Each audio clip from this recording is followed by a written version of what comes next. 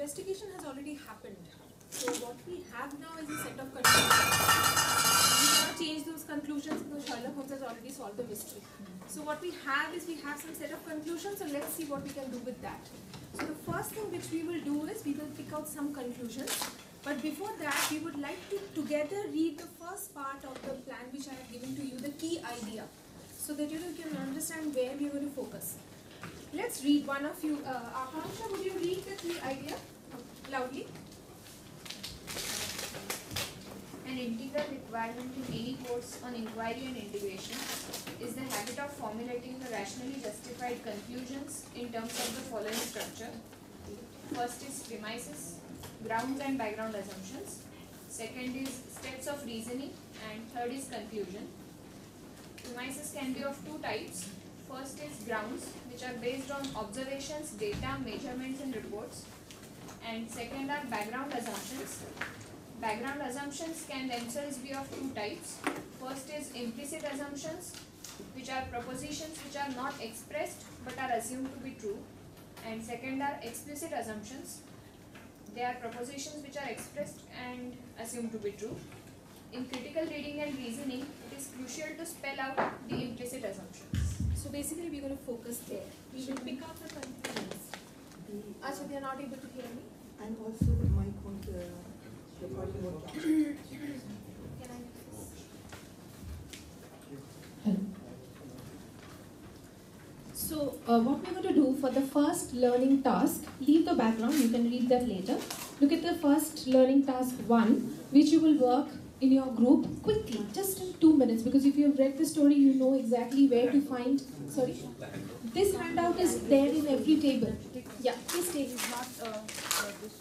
Yeah, but the story has to be with you. Please have the, even if you can share, it's fine, because you will need to find out, pick out sentences from the story.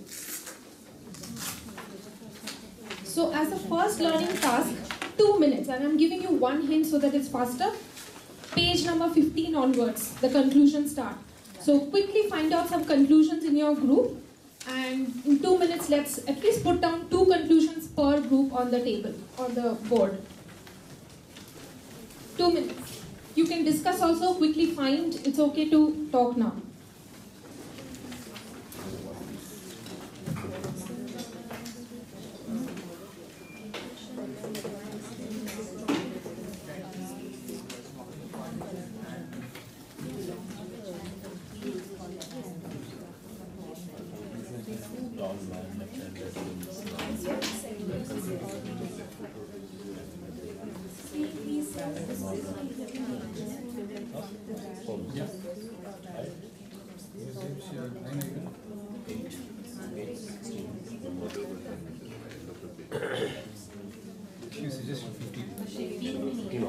Page 15 onwards, the conclusions are there, so you can find conclusions.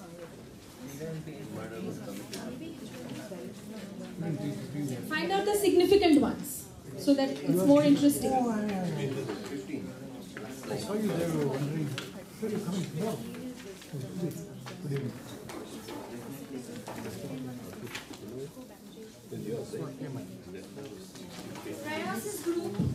If you are not comfortable there, you can come there.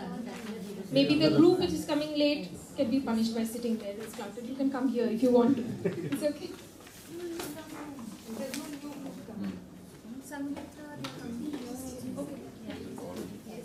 Yes.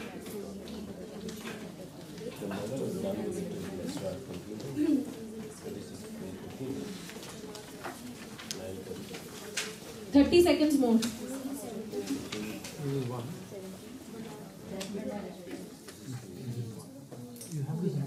And each group will give me new conclusions. So find as many as possible so that we have 10 conclusions. 10? 1, 2, 3, 4, 5.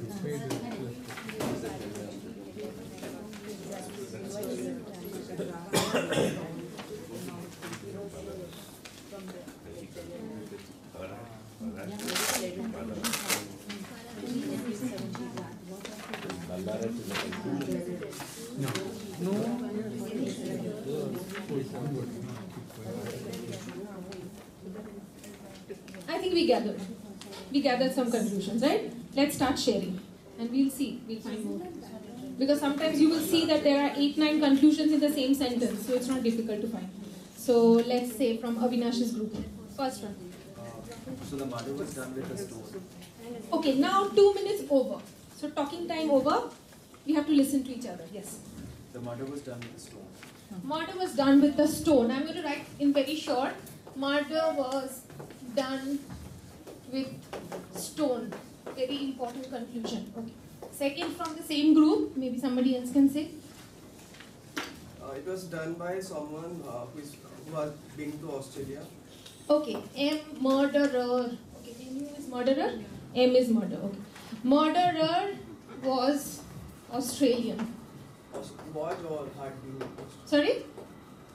He was an Australian or had been to Australia? Had been to Australia. Some connection to Australia is there. Maybe had been to Australia. Very good. Next. Third. Yes, Anuradha's group. New conclusion. Somebody who was a left-handed man. Left-handed. So murderer. Now let me call the murderer M. That really sounds nice. So murder. Let me write. Murderer is M. So M is left-handed. Okay. Another one. Quickly, you can keep telling so that we are fast. He or she smokes Indian cigar. M smokes Indian cigar. Yes. Next. While I'm writing, you say so that I'll take some time to write. So Neha's group. Left-handed. Left-handed we've already done. Murderer is left-handed. New clue. There is a blunt knife. Blunt pen knife. Murderer had blunt pen knife. Left-handed. We have already written left-handed. Limbs with the right Limbs, okay. Murderer limbs. How does he limp? With the right leg. Leg. With the right leg, okay. Limbs with the right leg. Next. We've got 6. 7 from the which group? Yeah, Sriram's group. Any other clue or whoever is ready with a clue? Yeah, tall man. Is a man. Okay, so M is a tall man. And yes, Vinamrika, you were grey saying cloak. something? John Turner is the murderer. That's the final Grey conclusion. cloak. Okay, John Turner is M. Grey cloak. Grey cloak. Murderer was wearing or was wearing. Cigar holder. Cigar holder was wearing grey cloak. And the last one. There are many more. He hailed from Belarus. Murderer was from Ballarat. Or thick-soled boots. Thick-soled boots. There are many more, right? But we are going to choose the most important ones from this list. We will choose this. M is a tall man. We will choose M is limbs with the right leg. And we will also choose M is left-handed. Let me see how much we can actually do. But let's focus on the first one. Now all the groups focus on the first one. M is a tall man. Look for the specific grounds which led to this conclusion. As you read in the key idea, rational justification of conclusion will have 3 components. Premises, conclusion, and in between the connection using steps of reasoning. And while you do the steps of reasoning, think about the assumptions which were explicit and the assumptions which were implicit. So let's try. Try to look for evidences, try to connect the evidences to the conclusion. M is a tall man. Long stride. Okay, and now a little bit of time you have. Again, 5 minutes. Rewrite the entire thing. You remember in LT6, justifying, Mo had given us an exposition where we had those arrows, evidences, steps of reasoning, conclusion. Try to build that. Don't give one sentence. You have to build the entire steps of reasoning and tell us how did Sherlock Holmes come up to this conclusion. Conclusion is M is a tall man. You find out the grounds and then the steps of reasoning. 5 minutes, you can talk now. 5 minutes to work it out and then we will work together. For all the 3 factors. No, only do M is a tall man. Only tall man, everybody. Too much. Tall man. He's a tall man.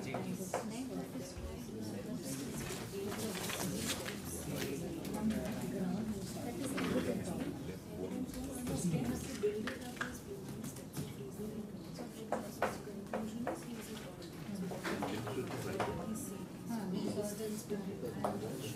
premises will have grounds and assumptions.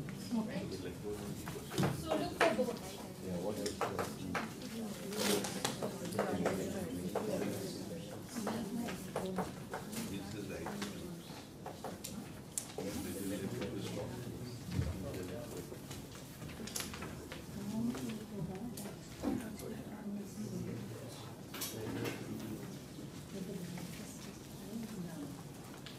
One hint, rather two hints I'm giving you.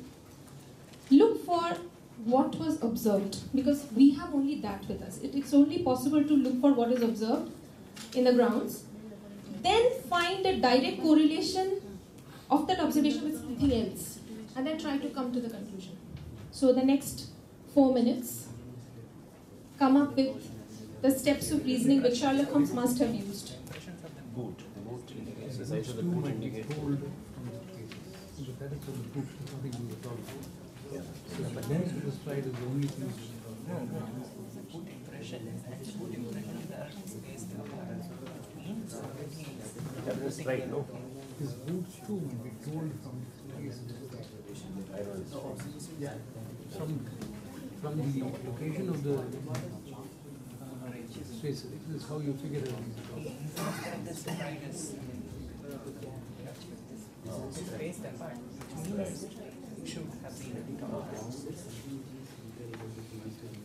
You can talk. Radha and Akanksha. It's an implicit assumption. It's not evidence. It's not evidence. It's two parts. Ground and assumption. I'm overhearing what you were saying. This is an implicit assumption. What is it? Yeah.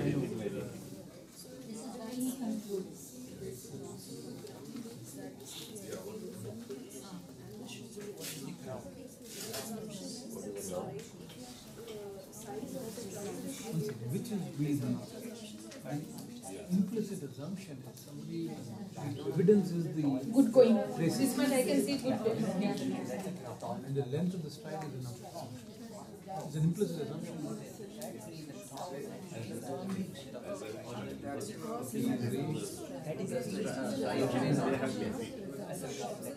Yeah, but there's also the assumption that only a tall man can have a large stride.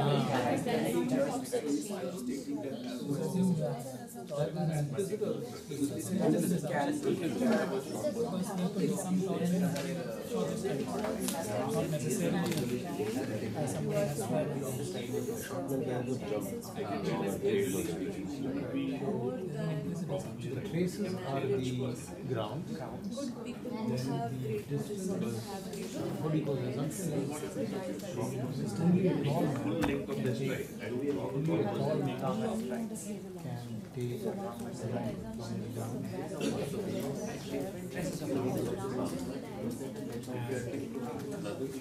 Long strides due to can be made only by a no, long strides are because of the traces. This was an assumption. Due to the distance of the traces. Which is Both of them. Start forming the steps of reasoning. Because we are identifying, and all of you have identified assumption and premise, grounds as premises. Can you tell me what is steps of reasoning? What should we say? What is a step like? Only one statement taken by you. Since that only a tall man the long slides are shown by the traces. That's the reason. Statement of reason. And what the steps of reasoning.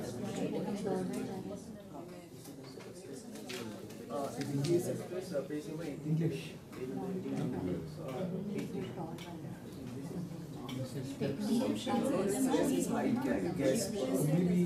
Okay, now that everybody is actually inquiring, we can once again, that was the purpose also, that you inquire and you start questioning and all that. let's start forming the steps of reasoning one by one. We'll do it together. And who will start? Will you start saying what you have? Okay, so basically stating the ground, the length of the murderer, Length of the murderer? sorry, length of the stride Okay. of the murderer is long. Very good, very good. So that's your ground.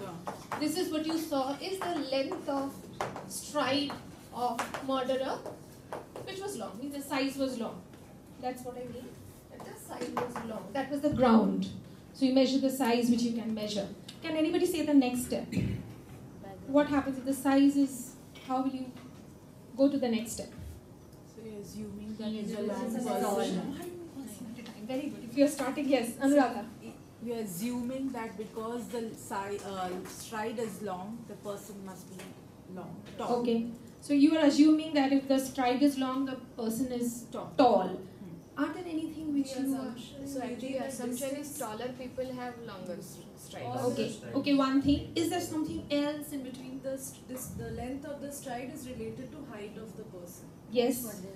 Anybody can find something else? Height of the person means what if I take a stride like this? What leg? Long legs. So make whatever is implicit inside, though it's not spelled out by Sherlock Holmes, let us spell it out. So can you say that once again? Assumptions was if long strides, I'm not writing the full sentence. If long strides, what did you say? Akshat, loudly. Long strides are made, can only be made if someone has long legs. So if long strides, then long legs. Means if someone has long stride, it is likely that the person will have long legs. How will you go to the next sentence now? Maybe Neha, you can go to the next sentence. You've already done it. From long legs. So if someone has long legs, They have a taller height. it is likely. Because I heard John's group talking that we cannot be very sure unless we have the entire table and the data. I think you were talking about that. Entire data of the measurement of strides and to actually check. So yes, that's important. So therefore it is likely is a better way to say that it is likely that they will have height is tall. So if someone has long stride, then the person will have long legs. And if long legs, that is likely that the person is tall. So this was the assumption which was taken. So now in the steps of reasoning, again what you are doing is observation. Yes, you want to say something? Yeah, there's one more assumption is that the murderer was not jumping to... Yes. He was not a What very if height and he was jumping or tiptoeing? It could differ. Jumping, tiptoeing. So completely form. What will happen in that case? If running or jumping, Yeah, if running or jumping, then what? then long strides can be when longer. someone is done. Okay, so what you are saying is that it is likely then long legs, unless there is short leg, but the murderer is jumping or running or what do you say? Tiptoeing may not fit in the same category. Exactly opposite. Tiptoeing or purposely taking long strides, but like not so tall, but purposely taking as much as possible long strides. So that's what you want to say, right? No, we meant tiptoeing is negatively long. You would be short. It will be short. It will be short. It will be short. If Even you're if taking it's smaller not strides, then we assume that he's short. No. What we are doing is we have long strides. We cannot change that. We saw that the strides are long. From the observation, you have to find out what could have been the reason for the strides to be long. One direct correlation which we've already written on the table, on the board, is that long stride, long leg, tall brain. And this was something which Sherlock Holmes had done. But a very good point which came up is, what if a person has short stride, actually short, but jumping with the longest stride to the best of his ability? But Can then also he be is also saying that the person is lame. Okay, now that is a different thing. So therefore, Then he no, cannot they're jump. very good, important. If you say that yes, I'm not going to take this, I'll take that. This is another possible reason or a possible way of coming to the conclusion. Then you can raise an objection that if the person is also lame, then cannot jump. So therefore, under this condition, whatever conditions we saw, then this is the most likely and the best explanation. So actually that is the beauty of reasoning here. We just want to focus on that. In the steps of reasoning, where will you begin with? You begin with your observation. So given the measurement of the strides which are long, what will you say? Murderer was Had long legs. Murderer had long legs. Given the murderer, if the murderer had long legs, then the murderer must have been tall. Right? Taking the assumptions and the grounds. Now, if you raise an objection that there could be other possible explanations, then you have to give more pieces of evidences. This is the kind of reasoning we are doing. But if you are actually sticking to this reasoning only, instead of raising objections, then this is looking like this. If P, then Q. If Q, then R. Therefore, if P, then R. So this is a classical logic which we have actually seen in the expositions many times. So classical deductive logic, and again, Sherlock Holmes mentions himself that I am deducing, I am doing deduction. So this is actually the classical deductive logic. But what we were doing, the other thing, we will do a little more of that. That if there is another possible explanation, how to find more pieces of evidence. So let's go to the next one. Can I just one? Sure. When we have to write out the steps of reasoning, so can we just do it orally, just so it? Because yeah, I'm we getting can confused between the assumption and how it would. What do you mean by orally? I mean just skipping verbally right step. now if you don't want to write it. So. Skipping a step. Okay, that we can do, but it's also important to understand the structure. Yeah, so maybe sometimes I will write. Okay. Yeah, You want to write it down? Now, I'm saying For if now. You can just do the steps of reasoning for these grounds. And Shall I do once again? Okay, yeah, sure. I didn't get your.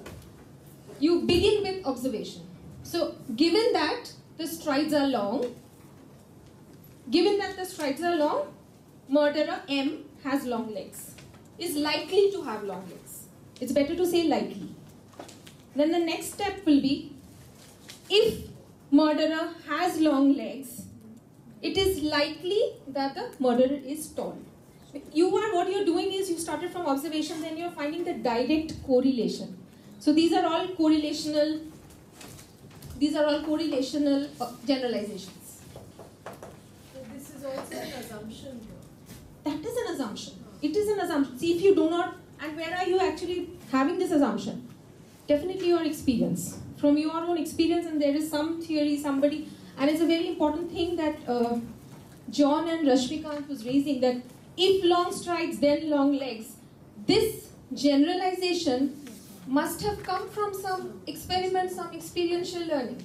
This generalization itself, how it comes is what Jaishi was trying to point it out through the sum-angle property yesterday.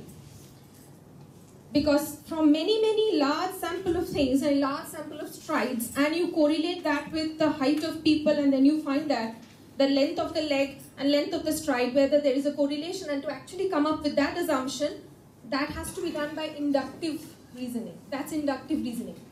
Large sample of things, and then you're still not sure, because there could be one sample after that which may not be the same. It may have the opposite. So anyway, right now it is our assumption. These two would be implicit assumptions. These are implicit assumptions, because if you actually see, the Sherlock Holmes is also not spelling out, and even we do not spell out a lot of times.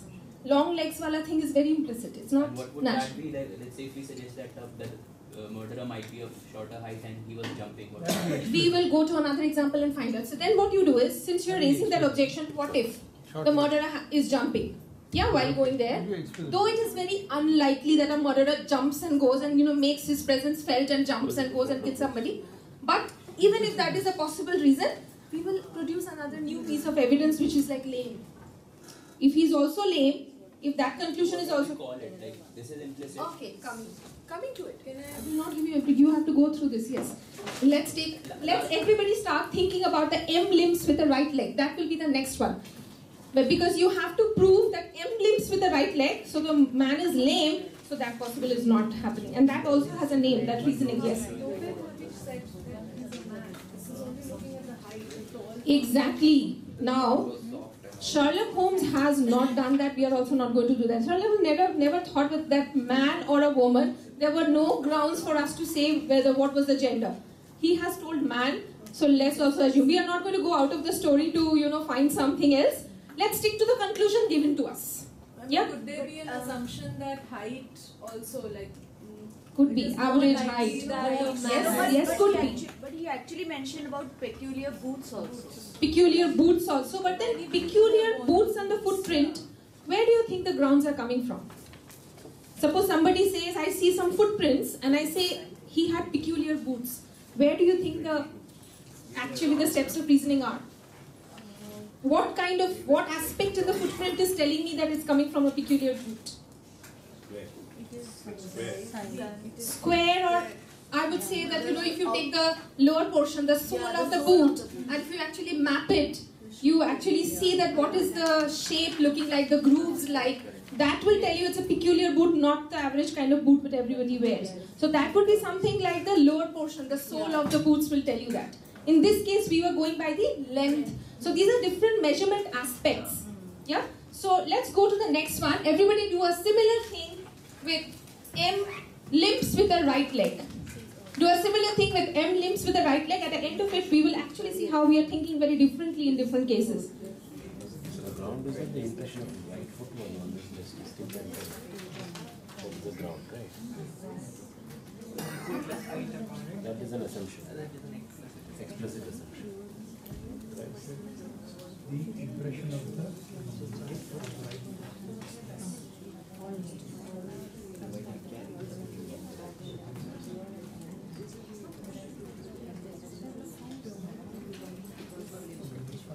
Next to this, he put less weight. M, yes, limps with the right leg. How do you know that?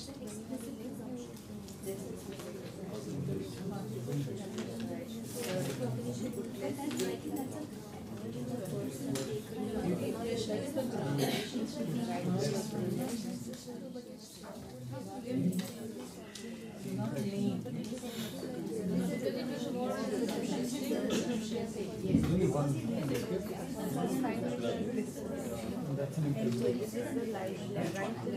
If you put less weight on your left leg, put less weight on your leg, the impression will get. And the assumption is the conclusion. It cannot be assumption.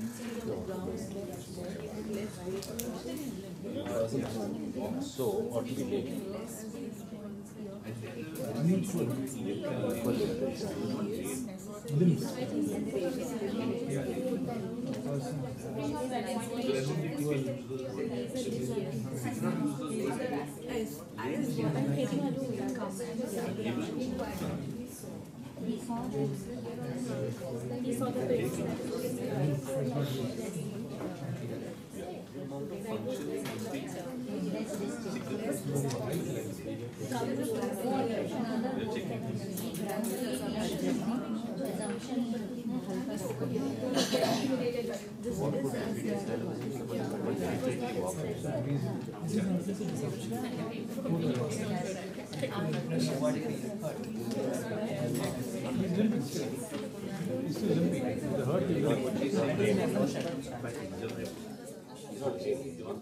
I'm not saying he's lame.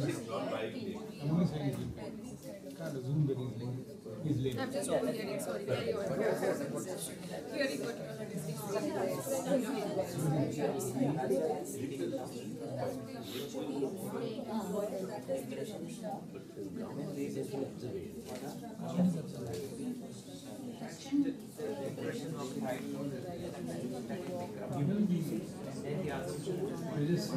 the, like, given the existing character.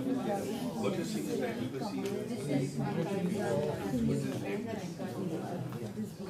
Right foot was less thick, it was less thick. This feet.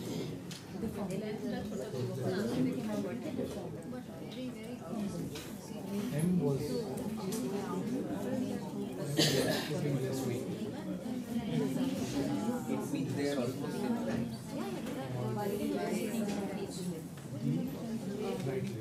Shall we start discussing? I think when we start discussing, more things will come out. So let you start this time. The impression. So when somebody now sorry, now we are collectively discussing. So let's pay attention to each other. Same thing. What will be the ground? The impression of the right only right foot was always less distinct than the left. Yes. So that was what was important. So basically, what aspect is the ground? Impression. Right? The impression of footprints. So the ground was like last time it was size of the strides. This time it is impression of footprints. So now what was the depth of impression? Okay, we can call it the depth of impression. Yes, it is how deeper or how distinct. Yeah. Yes, right. So because it is less deep, that's why it is less distinct. Less weight on it. Less deep, so less distinct. And now let's connect this to what might have caused the less distinctness. Because what we saw was the right leg was always less distinct than the left foot. That was what we saw. That is the ground actually. I'm just writing what was being measured, but we know that sentence, that right leg was less distinct always. Always is also important here. That is not like a temporary thing. It always happened every time the footprint suggested that. So always was less distinct than left leg. So what would be the next? What would be the assumptions here? Less weight on it. Less weight on it. So that's the first thing. So how do we frame that? Depth of impression is dependent on the weight. Depth of impression is dependent on the weight. So let's write an if-then thing. If you put less weight on your leg, Okay. If you put less weight on your leg, impression will be less. now in this case, what we have done is we are going back not from the observation. So we have only observation. So let's start with the observation when we frame that. So when we walk, our body weight on both feet causes distinct impression. Okay, very good word which you have said, that is causes. I will just point to your direction and draw your attention to this. Look at the last example. It was stride correlated to length of leg and stride correlated to the height, or length of leg correlated to the height. Here there is a cause coming in. The depth of impression caused by something. So this is causal generalization. Earlier time it was correlational generalization. So in scientific inquiry, we do not sometimes make this explicit, but it's so important to understand in science everywhere. Is it a correlation? Is it directly proportional, inversely proportional? So that correlation is important. And also the causal thing to distinguish between the two is important. So here we understood that it was slightly different from the last example because something caused something. So therefore, the problem here is if you say if P then Q, Q then R, if you want to do the classical deductive logic, what we were trying to do, if you say if somebody limps, then if you say that, then what you're doing is if you're putting an if cause then. But we have only effect with us. We cannot start with the cause. So here the problem is we will not be able to do a deductive way of reasoning. Are you understanding that difference? What we are trying to say, what you observe is your cause, then you go by deduction, by finding the next direct correlation. But what you observed is your effect, you cannot say if effect then cause. You can't say that, because what happens then, you are eliminating all the other possible causes. And I think every table you all were discussing that there could be many things. Neha, can you spell out the things which you were saying? What were the other possible causes for having this less distinctness? Yeah, somebody might be carrying some weight, or Okay. you might have a small crack, or you might have a crack bandage in your leg. You might not be actually lame. You might not be lame, but temporarily all these things could have happened and would be actually giving you the same effect. It's not even temporary. It could just be that the way you walk, your style of walking is just tilted towards So it's a natural style of, so all these things, so all these possible causes, that is the beauty of this reasoning, that if you do deductive logic as we do in math, it has to be very certain. There has to be one thing at the end. But in science it's not like that. There are many possible reasons, many possible explanations. We have to settle with the best possible explanation. So that's what we're going to do here. And you've already done that. So let's formulate it like this. If, as you were saying, if deeper depression, it is caused by, so we can say if deeper depression caused by more pressure. Or we can say if the foot X, which is less distinct, that is caused by the less pressure put on it. If less pressure is put on that foot, then most probably so most probably that foot is like not working, injured or something. So it directly goes on the more. Yeah, it might be simpler to say putting more pressure on one foot causes more, deeper impression, or putting less pressure on one foot causes less So impression. the Use the word cause directly so that people So putting more pressure causes deeper impression. causes deeper impression. Less pressure causes less deeper, lighter impression. So that would be the implicit reasoning. So now what will be the, implicit assumption, sorry. What will be the steps of reasoning? Yes, But here when I am trying to interpret this sentence, I am thinking the other way around. So something is wrong with my right leg, so I am putting more pressure instead of the normal one. The sentence which Mo just told, putting more pressure causes a deeper impression. No, that is an assumption we are taking that more pressure on the foot will cause deeper impression. So less pressure will cause less distinct impression, and my right leg, if it is bad, though, I will put less pressure.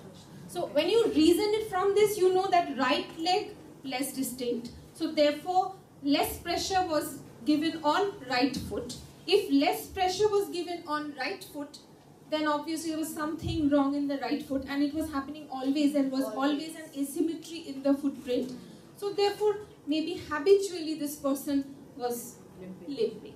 So again, we are not going to change the limping because that is something which has been proven already. We cannot change that. But we are trying to come to the possible reason. But the thing is that I'm not writing all of it because that will take time. But this kind of reasoning has a name. More will go into detail in the next session. It's called abductive reasoning. Here you see the difference between the two. That difference is more important. That in abductive reasoning you are leaving option for all other possible explanations and possible causes. But at that moment when you conclude, you say it's reasonable to conclude. In absence of a better alternative explanation, this is the best possible explanation. So it's reasonable to conclude that the person is limping with the right leg in absence of any other alternative explanation right now. But that, if you say that is the same as your deductive logic, in the absence of other unlikely events, we are concluding this. There is a very sharp distinction between the two. So if you can try and find that out, in the deductive logic it's more certain. Maybe in this case we can question that stride length, it could be. But otherwise, deductive logic, the classical deductive logic is very certain. If P is true, Q is true. If Q is true, R is true. Then in no other possible way can you say that the P is not equal to true. So P will be equal to R. So, but that's very, very certain. We use the words most likely in... We might use most likely, we were using most likely there because it is something which we are doing it in our, human sciences. Something which we are seeing that it is more likely. We can use more likely. But when you are concluding, it's quite almost certain. Shripana, but why is it still an assumption? Is it not reason? Assumption is, no, this assumption is like when you see something, a depth of impression. In your mind, that is your assumption. More deeper means more pressure must have been put. Less deeper means less pressure must have been put. That is your assumption. You know that this correlation is there. Now when you're reasoning, okay, it's less distinct, one of them. So that means something is wrong in one foot. So when you're reasoning, you're starting from there, right, left. When you're assuming, you don't have to talk about right, left. You're just telling X. X foot, less distinct. So less pressure was put on X foot. So when you're assuming, you have assumed that, that is one very important thing which we are doing now. Because obviously we are not going to take Sherlock Holmes into the classroom. What we are actually trying to find relevance here is unearthing the assumptions which we usually take it for granted. Now these conclusions right now is given in the Sherlock Holmes story, but the conclusions are given as knowledge in our textbooks. That's all conclusion which we are just receiving as textbook. Why wouldn't we question them? And when we question them, this is how we have to do. So it's a very important thing of critical reading. Find the premises and grounds. Is it also given? Not given, then you look for it. And how was this conclusion arrived at? And if the conclusion was arrived at, if you actually put so much pressure on your brain, you actually see there are many things implicit which we need to spell out. So this exercise is only for that. Yes, actually. Would there be an explicit, can you quote an example of an explicit assumption? In this case, explicit assumption is not there, but in the story I'm telling you, can anybody tell me an explicit assumption in the story, Boscombe Valley story, because you've already read it. There was an explicit assumption by which Sherlock Holmes went. Murder weapon. Because murder, weapon, that was not an assumption, he did arrive to it. What was the assumption? Cooey happened. Cooey was actually, it is a ground. He was hearing cooey. His assumption that it comes from Australia, hence the person who is coming to meet. That was not an assumption. Most probably he found out from some Australian that is cooey common to you. So that was also a ground which he found out. A very important assumption based on which the entire story was. Ballarat. No. Again, I think that was arrived at using imagination. McCarthy Jr. was innocent. Yes, I think that's a very explicit. That's explicit. 2-3 times in the story you will find Holmes telling this. I'm going to go by this young lad is telling the truth. So that is very explicit because he's expressing that out. But there are many other cases where he's not expressing anything out, but we are finding. And even, when you do detectiveness every day, you definitely do. Why is this kept here? Definitely somebody must have kept it. So obviously when you do is you are also doing the same thing in your real life. Yesterday Vignesh was asking, we are actually doing this kind of thinking every day in your real life. Sometimes we do not spell the implicit assumptions we take. I mean, certain things that cats cannot do, only human beings can do, we can understand. That's an assumption. Fritz se kuch chala gaya, your child has taken, a cat has not come and taken. So you have that understanding, you have that assumption in your mind. You don't have to do experiments to come to that assumption. So those are the implicit assumptions. Yeah. Here it says, because he limped, he was late. Is it not an explicit assumption? It's not an assumption. He's deriving, he's limped. So again, another paraphrasing. He's paraphrasing that but he's he's lame. not giving any evidence for that. He's just because he's limped. Evidence is not given many times, but in this case, the evidence just given to us. Just given to us is a footprint impression. And I'm glad that you're asking this. But do we actually ask these questions when knowledge is given to us in the textbook? We hardly do that. So actually we are pushing you towards that. In a story, we want to question. And I questioned so many times, so many things here. He knew that footprints was the only way to find out, solve the case. But he slept that night saying that it will not rain. If it rained, nothing would have happened. You couldn't solve this mystery. So there are many things which we can question, but do we question our textbooks the same way? This is one thing. Or do we question any article we read, anything we hear somewhere, any statistical report we read? Do we question the same way? If we do, this is the kind of way we have to do. This is the critical way we have to do. So when he says that he put less weight upon it, is it not an explicit assumption? No, that's something, that's explicit. No, he has not said that, no. Acha, he is saying that. Yeah, so you're saying what he is telling is right. He has expressed that assumption, so that's why you want to say it's explicit. We can take that. Because since Holmes has said that this is the assumption which I took, but actually it was implicit in his mind which he spelled out. Yeah. What's the sentence? The sentence was, can you read the sentence, Avinash? Sorry? Can you read that sentence? Yeah, so it's on page number 18, line number 22. He put less weight upon it. Basically, Holmes is saying one foot is less distinct than the other, so he put less weight on it. So Holmes is saying that. So that's why Avinash is saying that, because Holmes is talking about it. Is it explicit or implicit? But that's a conclusion. That he put less weight is a conclusion that comes from the asymmetry footprint, right? So, but we are making it in the step of reasoning that putting less weight and therefore less distinct, and therefore that foot was bad. Okay, his question is that a background assumption or is that a conclusion? Yes, what he's telling is between explicit and implicit. What he's telling that if it is written, a sentence is written in a book or mentioned by Holmes, will it be still considered implicit? That's what he was asking. So I think sometimes our implicit assumptions we say, it becomes explicit that time. So maybe it is a case of that, which you are right, yeah.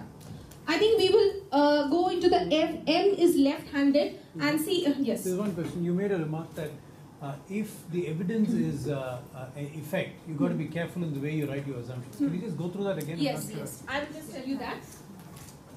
We usually have this, right? Cause, then we do not have any problem in this. Because I'll take one example which Mo has. Fire causes smoke. This is again a causal relationship, very similar to this. It's something causing something. It's very simple. Here is the cause, here is the effect. So if you say if fire, then smoke. If we doing by if fire, like for example, of now you take a particular case that there is fire in the building, therefore, it is likely that there will be smoke in that building. It is coming from if fire, then smoke, then we are doing that. That's deductive. It's almost certain, it is certain that if there is fire, if that is true, then there will be smoke. So if there is fire in that building, I can also say there will be smoke in the building. But we do not have this fire right now. what we have is this effect. So then it has to be effect to trying to think about the causes. So therefore, in this case, if I do abductive reasoning, I have to say that in a particular case, there is smoke in that building. I can see smoke in that building. So therefore, possibly, or it is likely that there was fire. But I'm not sure, there could be something else. So in the absence of an alternative explanation, it is the most likely or best possible explanation. So that is abductive reasoning. Effect to trying to find out the best possible cause. And deductive is more certain because it's going from one direction to the other. Cause to effect. That is a very sharp distinction. Abductive reasoning has the uncertainties, which is very important in science. I think science has very beauty. Uncertainty is a very important thing in science. That is the only thing which has made progress. Every time atomic model shifted from one to the other because new pieces of evidence were found, and obviously you made another way of reasoning. You revised your previous reasoning and you went forward. So uncertainty is very beautiful, which happened mostly with abductive reasoning, but there are other kinds of reasoning also there in scientific inquiry. So we'll go through one more abductive reasoning exercise so that you get a little more feel of it. Let's do M is left-handed. Try to do M is left-handed, the grounds, and then in another 5 minutes. I think in another, let them finish another 10 minutes. Yeah, I'll give the last 5 minutes.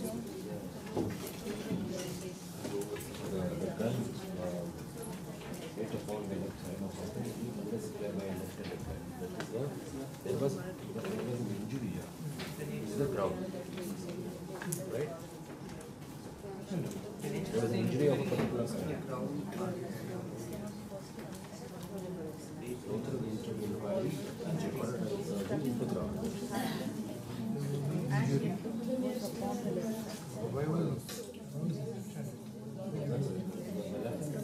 Low was on the left side. Low was on the left side. Low was on the left side. That is the ground.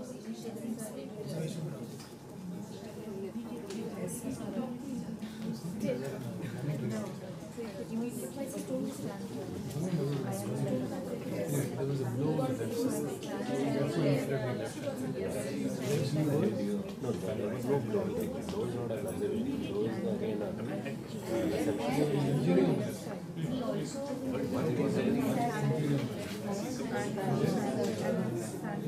the blow should have come from the man was facing the other side. If you are on the left side, he got hit when he was hitting the back. He hit from the back. Is that an assumption? There was an injury on the left side. blow was not immediately behind the assumption. The blow what?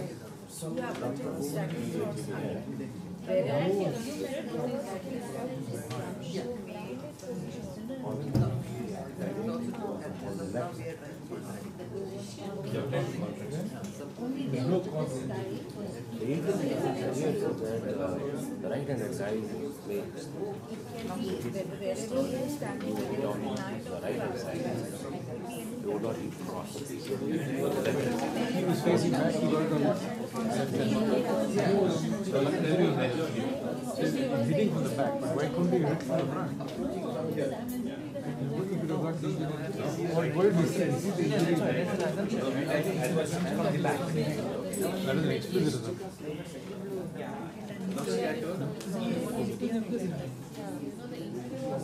Why is he assuming that he was standing around?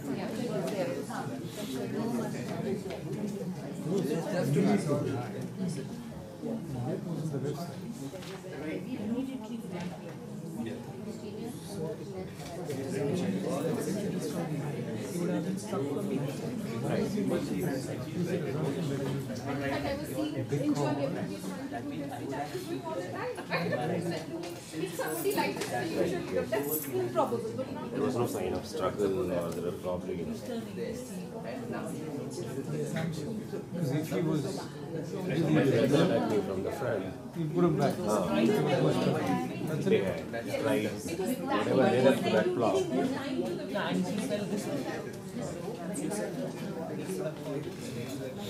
But there would have been signs. I think we can just wrap this up. Because every group is having interesting discussion and everybody is doing like this, trying to hit with the right hand and the left hand and trying to see whether we can hit like this, which is easier to hit like this or not. Okay, let's actually wrap this up. And because it's not that we are trying to solve Sherlock Holmes, we are trying to do something else. We have to make that explicit as well. So let's do this quickly. Make it this time in Ambika's group. You start. What were the grounds? Ground was the dead man was injured on the left. So this time your piece of evidence came from not from the footprint, from the nature of injury as reported by the surgeon, which was published in the newspaper. So source is also important. I think Vagish will take you through all that. So source, where you're getting the evidence, is very important. In this case, it's a local newspaper which we're considering as reliable. So yes, that. So the nature of injury, the position of injury here is very important. From the position of injury, what did you know? It's on the left side. Can somebody build on the... Also the blow was from behind, that would also be... But blow was from behind is a conclusion. Now, look at the specific ground. What do you have? You have 3 pieces of information. Left side of the head, of the brain, back side of the brain, and shattered bones, if you see. Heavy blow is a conclusion. Heavy blow is a cause, and shattered bones is the effect. If it's like a simple like this, and obviously it's not going to be a heavy blow. But if the bones are shattered badly, that means you know it was a very, very heavy blow with a great force. Somebody hit, right? So if these are the 3 pieces of evidences you have to find out this is also causal. What caused the injury? So it's also causal relationship. Yes, Akshay? I'm still not clear like how blow was from behind in the conclusion. Like conclusion would be that... Okay, so let's do that. You are not sure about the conclusion. That's what we're going to do. Let's do the reasoning part.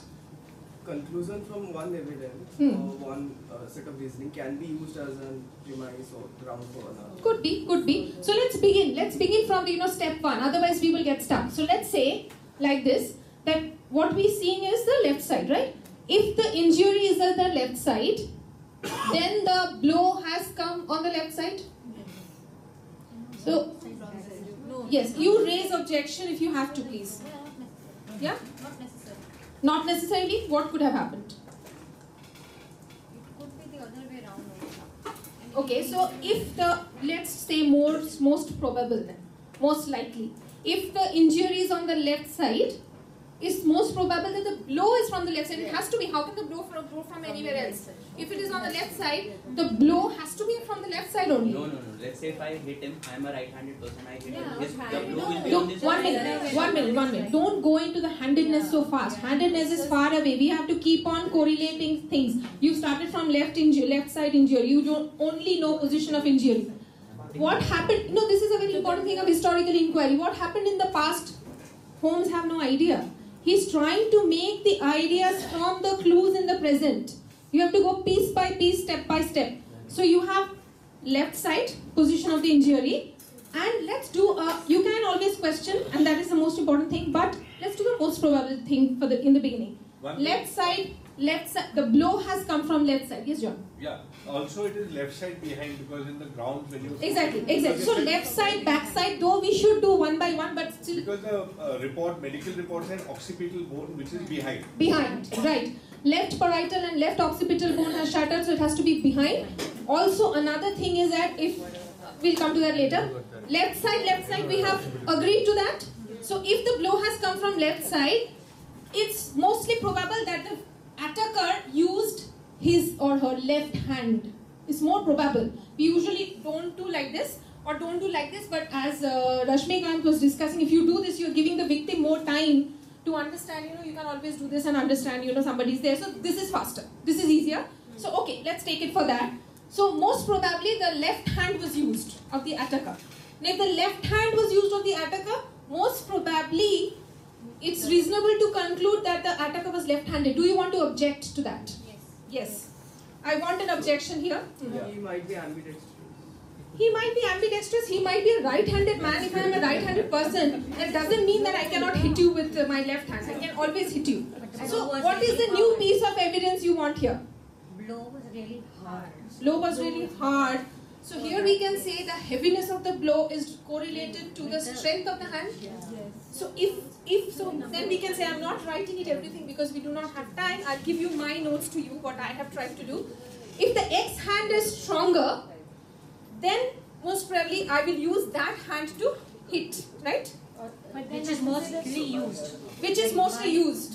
So then again it is the most probable, reasonable conclusion which we can get to is that this murderer had the left hand stronger and therefore he was left-handed. But let's come back to it. Let's forget about the murder story now. Yes, Holmes has already solved it. But here what we are doing, you're raising objection. Another thing is that where is the victim, front side or back side? If the victim is hitting from the front side, then the injury will be, even if with the left hand, the injury will be on the right hand side of the victim. So that was very common. It has to be from behind and it has to be from the left hand side. Now whether he was left-handed or right-handed can be arrived at due to the heaviness of the blow. Great force we usually use with our best hand, the hand which is an ambidextrous thing we actually cannot rule out. Another thing, he could have thrown the stone also. It's not possible. Okay, thrown the stone also, yes, possible. It's not possible that is kind of a throw. Whether he threw or whether he was actually hitting it, that we are not going into it. But the important point here is the possibilities which you are bringing out. Because you are bringing the possibilities, this is abductive reasoning. So though Holmes called it deduction, because that time there was no term coined to distinguish between a deduction and an abduction. He used deduction also at times, which we saw in the first one, which was direct. Anuradha was talking, that was so much clear and directly correlated. But in the other two cases, we saw that there are some assumptions, there are some other possibilities also. So in this case, what happens is you have to rely on abductive reasoning, where you give the best possible explanation in the absence of any other alternative explanation at that point of time. You get a new piece of evidence, you might have to change that. So that's the thing which we do it in science. In the last 2-3 minutes, let's forget about the story, come back to real life. Very important question yesterday Vignesh asked, what is the relevance of doing mathematical proof and whatever we are doing?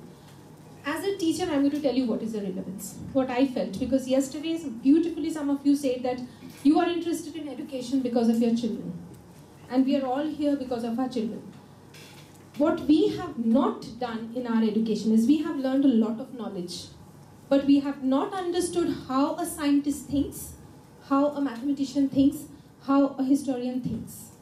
If somewhere in their pre-teens to teens, we can get our children to understand how a mathematician thinks and comes up to the knowledge which is written in my textbook, how that was arrived, from which piece of evidence and using what kind of reasoning, what kind of inquiry was going on, and what were the other possibilities present that time and why were they not taken. Then most probably I would understand what I'm going to do in my life, which kind of reasoning actually I would like to follow, and how would I choose my profession, how would I choose whatever I would like to do in life. I never, very personally I'm talking to you as a teacher, after learning what think does, I have tried in a very small way, again with very high constraints, as you said, chemistry class, I teach chemistry, I have to teach chemistry when I go in. But within chemistry, what we can do, for example, there is a line in a textbook, every textbook has physical change, chemical change, and it's given to them. Paper folding is physical change, burning paper is chemical change. But what I can do as a teacher is, of course I cannot not teach the syllabus, I have to. Within that what I can do is, I can tell them, now look at these two, have the paper with you, hold the paper. What is happening before, what is happening after to the paper. Again burn the paper, what is before, what is after. So before a change, what is happening during the change. Now, what was changing and what was not changing? Is something not changing also? Is something changing specifically? While you take them through this journey and you tell them that the claim which has been given to you, would you support the claim? If you support the claim, what will be your evidences? Would you question the claim or doubt the claim? Somebody is just telling you this is true and you will just accept it. So then they actually question the claim, and I have done this with Vidyagyan kids as well, and they were fabulous. I was not teaching, I was in the curriculum team, And I had interacted this with many children, and they come up with it. They actually come up with it. And they do many more things. But what is important here is coming up with the evidences to understand that why are we studying this conclusion.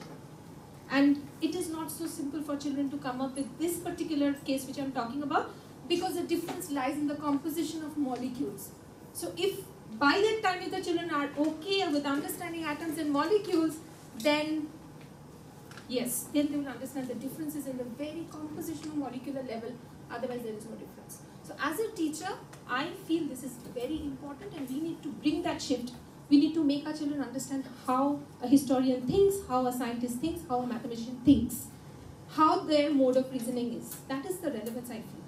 And actually when you go, we have another session of modern investigation, we'll go into more examples of real life example. Tara is ringing the bell, so I'm ending. I rang the bell 4 minutes ago. Sorry. Okay, now we'll use it on done. Salman Khan.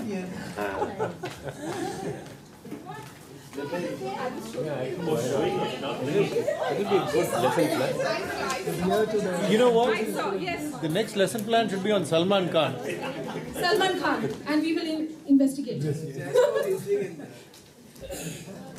to Bo.